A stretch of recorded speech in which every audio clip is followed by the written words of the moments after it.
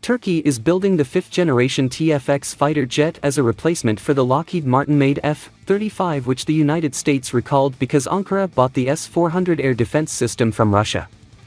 In addition to realizing the TFX jet, at the same time Turkey is also developing an armed drone, UCAV, which will become a companion to the TFX in the future. The UCAV was named Kizilelma, Red Apple. In Turkish, Kizilelma is often used as a term with another meaning, namely the goal to reach.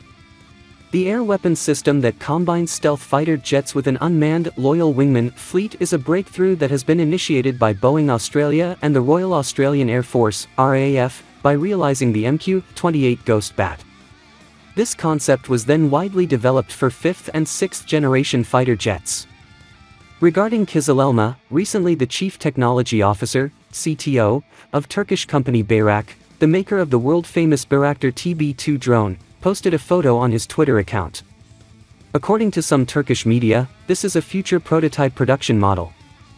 First photo of Bayraktar Kizilelma painted, first photo of its painted coating, wrote Selçuk Bayraktar.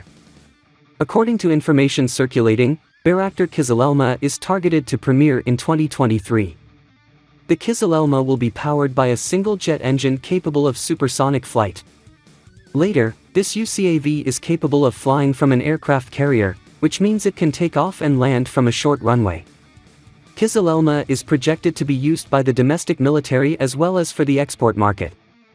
The company admits that the low radar cross-section is one of the most critical issues in the design process for both manned and unmanned fighter jets, including the Kizilelma.